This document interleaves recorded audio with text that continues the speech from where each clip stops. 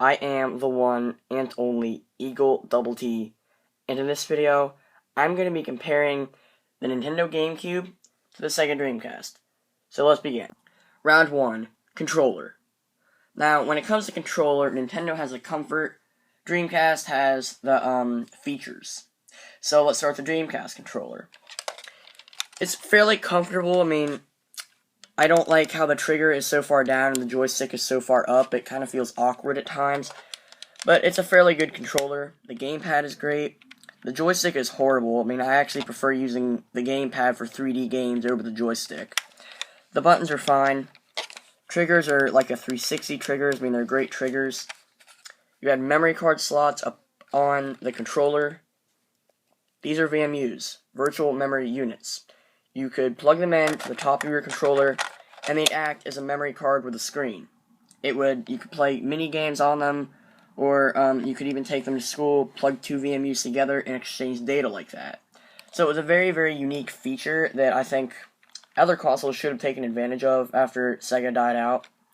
But the controller's fairly good, and really the biggest thing that I'd say about the controller is that they did not have a second joystick like the GameCube controller did. Now, the GameCube controller, triggers are great. They're more like button triggers. They fit in your hand very well. The bumper, it's a bit too small and doesn't quite work super awesome. It's extremely comfortable. It's a lot more comfortable than the Dreamcast controller. The joystick is amazing. There's no dead spot at all. It's a great joystick. Gamepad's a bit too small. C-stick is fine. Never had a single problem with it. Buttons are awesome. Yeah, both controllers are fairly nice controllers. The GameCube controller has a reputation of being one of the best controllers of all time, so it wins this round. Round 2, Features. Now, the GameCube, when it came to online play, it had almost no online support or anything. You took this off and you could connect a modem into the console to play online, because, you didn't really have, like, Wi-Fi or anything back then. The Dreamcast had a built-in one, while the GameCube did not. So that was a big feature. Mine don't have one. I got this used, so I didn't expect that. Neither can play DVD movies, but the GameCube does use mini discs, which the Dreamcast uses full-size discs, which are bigger and can hold more storage. But these, since they're smaller and the laser has less to scan, they load faster. So, disc-wise, I'd say they're both equally tied. Both use a top-opening disk drive, simple little power button. The GameCube does have a reset button, while the Dreamcast does not. Both have 4 controller ports. The GameCube memory card does have more storage and is smaller, and it just simply plugs in like that. But, I mean, the GameCube's, it's so much cooler because, it's a VMU, and it plugs into the controller. The GameCube controller did come out with a Wavebird controller, which is wireless, which is much nicer if you have, like, a big room or something, and you want to, like, play on your bed and your TV's all the way across to the other side of the room. You don't really have to worry about it, and the battery life is great, so that's really nice. But one thing that sets the GameCube apart big time is the Game Boy player.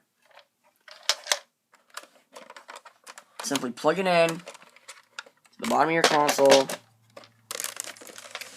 and you could play any GameCube game, or not GameCube, any Game Boy game ever. Game Boy Advance, Game Boy Color, the original Game Boy, any of it. Then all you have to do is just pop it right back out, and you're ready to go.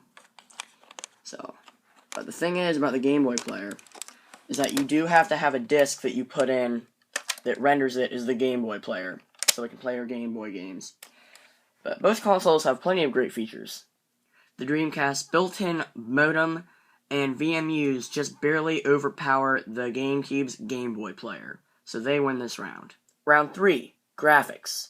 Now, since both of these consoles were in the same generation, it's pretty fair to compare the graphics of both machines. The GameCube had 162 megahertz, while the Dreamcast was 100. So there is a big difference there, and I don't say it's about the graphics, I'd say it's about the movement, because the GameCube's movement when it came to like characters or objects or pretty much anything, they were much more fluid and smooth and a lot more realistic and much, much better. The Dreamcast was a lot more rough around the edges. It just wasn't as smooth and as fluid as the GameCube was. And if you ever noticed how the people's mouths move on the Dreamcast, it's usually just not even right. So, the GameCube, it's superior when it comes to its specs. The GameCube has much better graphics and is a lot smoother, so they win this round. Round 4, games.